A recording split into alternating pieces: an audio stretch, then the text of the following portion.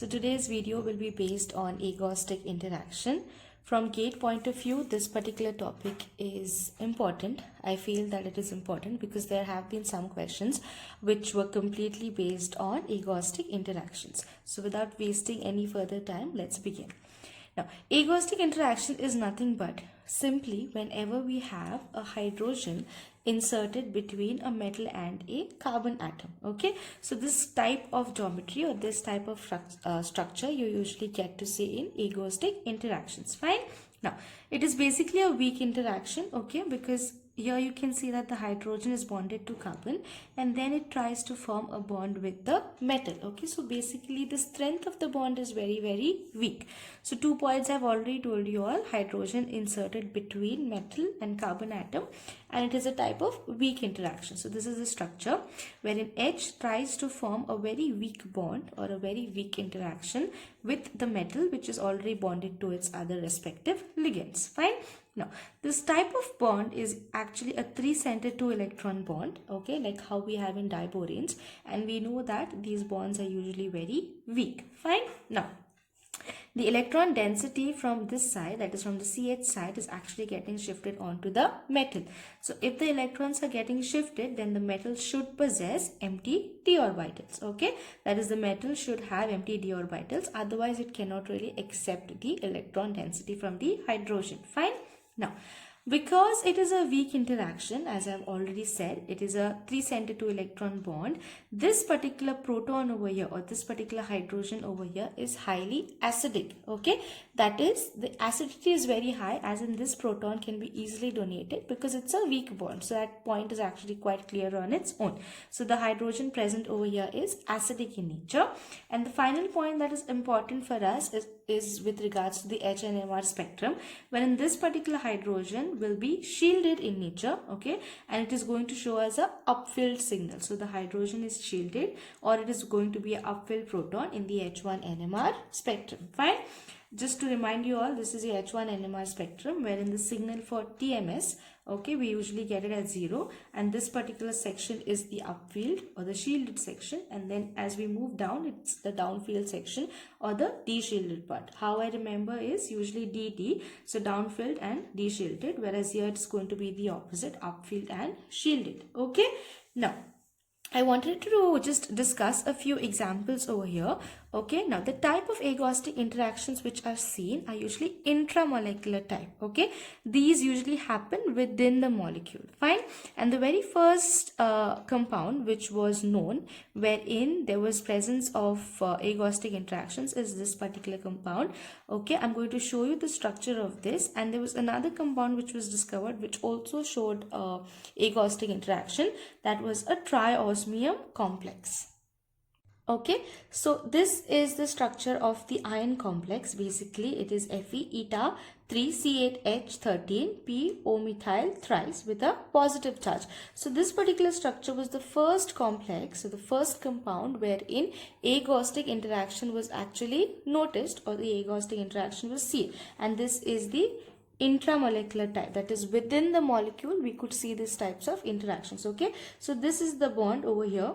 Okay, so we have Fe, which is the metal, hydrogen, which is again attached to a carbon. Fine. Now the reference I have taken is from the James E. Huey book. Okay, this is the only reference I usually use for all my inorganic concepts. Fine. So the Fe complex, which was first isolated, or it was first known, okay, it was observed in this particular complex, the CH interactions, where really strong CH-Fe interactions were noticed. Okay, and this is an 18 electron system.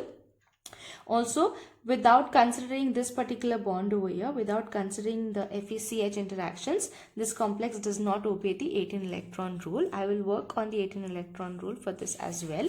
And the other complex that I was talking about was the triosmium complex, wherein it exists in these two particular structures, and in one of the structures it shows us the agostic interaction. So the agostic interaction is in this particular structure. Okay, so these two examples are known, and osmium, what happens is that it actually shows us two different structures. Okay, so one of them shows agostic interactions. Okay, so these are the two structures that I wanted to show you all.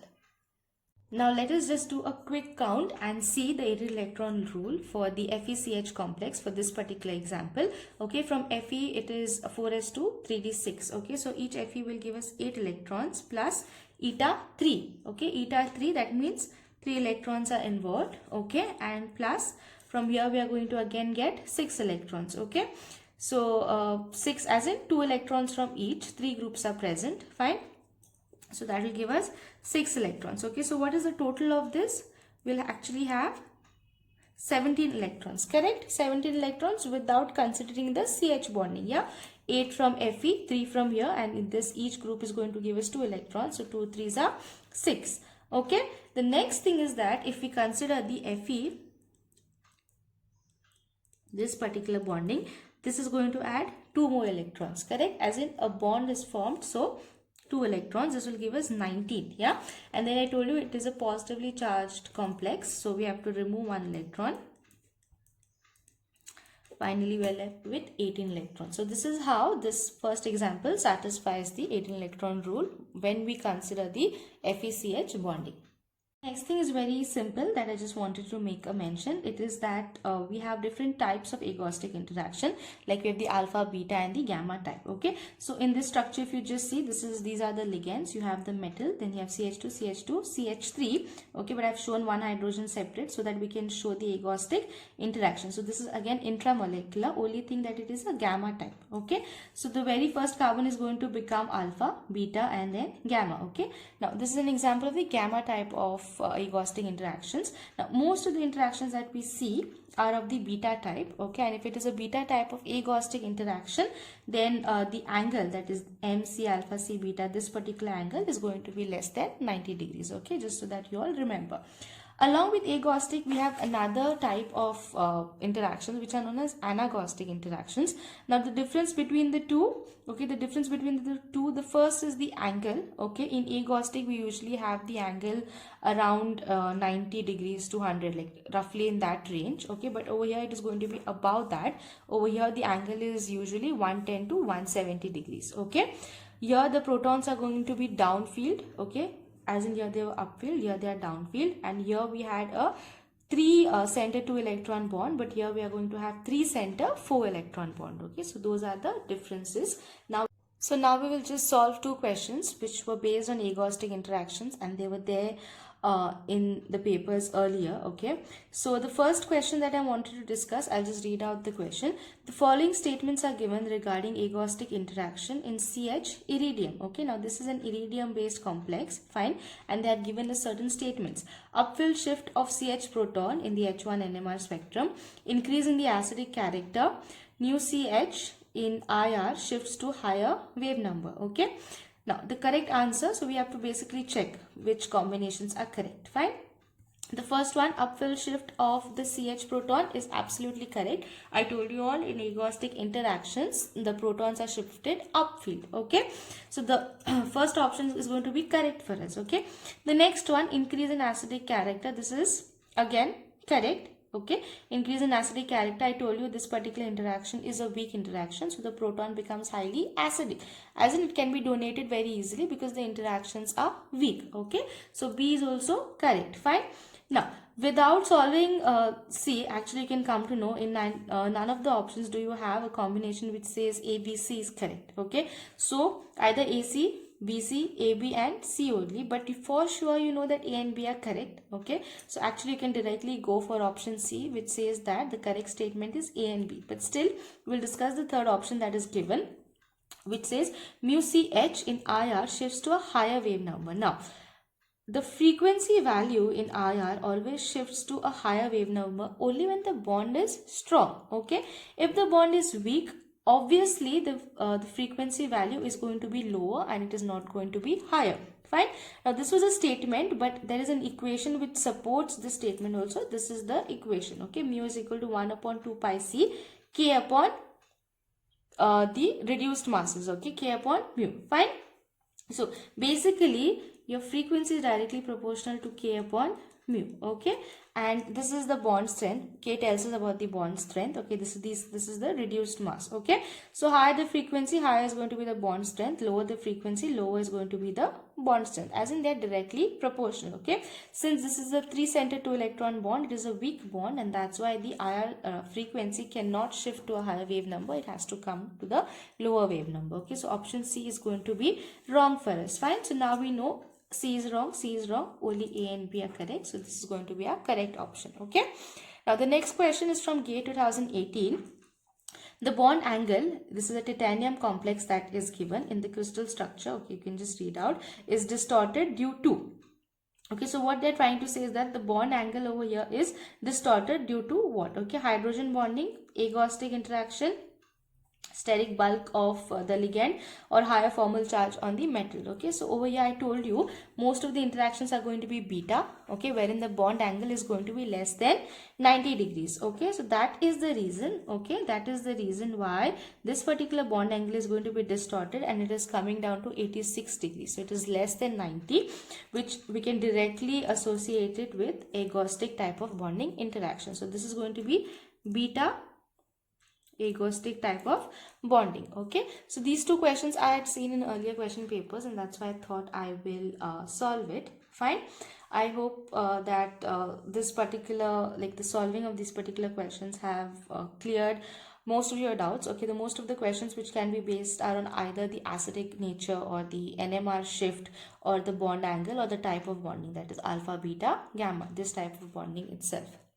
And finally, to conclude the video, I wanted to tell you all about the application of agostic interactions. Now, agostic interaction, this particular type of bonding is actually used in order to activate certain alkanes. Okay. Now, in alkanes, the CH bonds are very, very strong. Okay. The bond energy is very high, and it's very difficult to break these bonds. So, sometimes this particular type of complexes are used in order to activate the alkanes that we have. For example,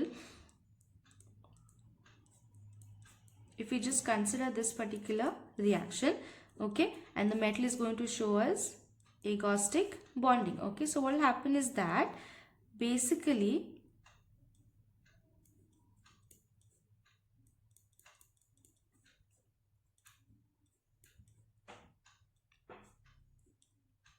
okay, basically this type of bond formation will initially occur. Okay, wherein your metal will come and form a bond with the hydrogen. Fine, now this is the first structure that you get, as in the metal is trying to get inserted. Okay, the metal is trying to get inserted between carbon and hydrogen over here. The next thing that will happen is that you will have a bond that is formed with hydrogen.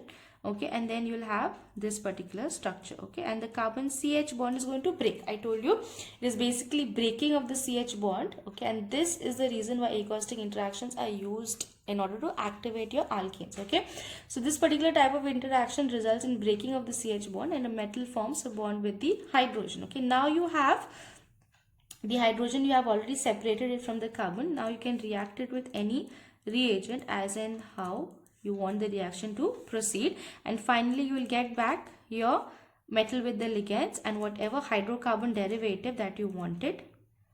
Okay, whatever hydrocarbon derivative that you wanted, you will get it back over here as the final product. So this reagent depends on the need of the reaction, like whatever is required, as per that the reaction is going to be done. Okay, so this is an application because the CH bond is highly inert and it is unreactive.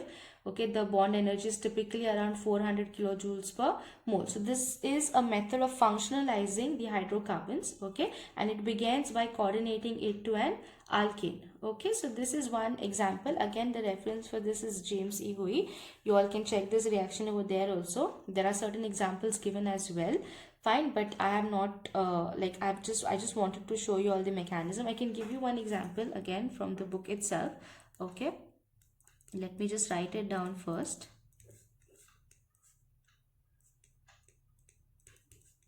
This was to activate methane. Okay, now methane is known to have the strongest CH bonds. Okay, sorry, this was not 14, this was a labeled C13. Okay, and what we end up is